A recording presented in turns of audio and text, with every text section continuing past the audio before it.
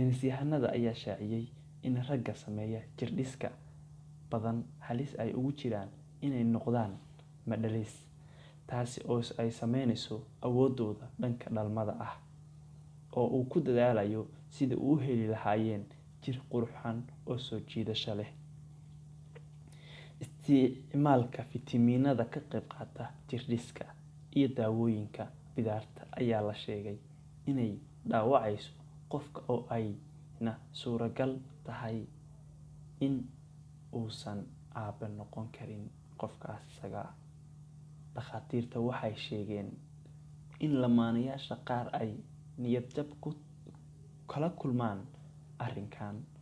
Waxaa ogaaday inay jiraan rag qaar oo isbitaalada imaanaya si ay isku baaraan, ayuu yiri Dr. James Marsman, oo ah bare jaamacadda Brown ee dalka Mareykanka.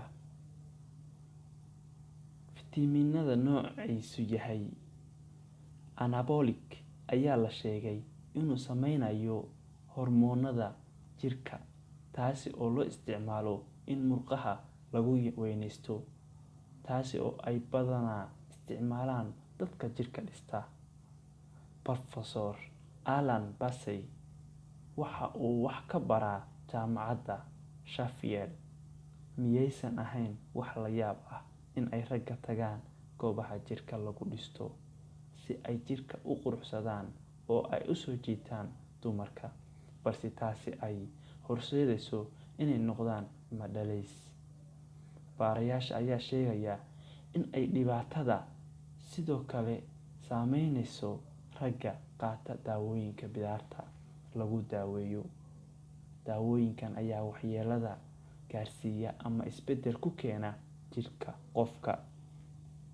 Dr. Marsman waxa uu sheegay in ay qaadashada daawooyinka jirka lagu dhiso laga yaabo inay qofka soo jiidasho u sameyso, balse waxa ay saameyn ku yeelanaysaa mustaqbalka qofkaas.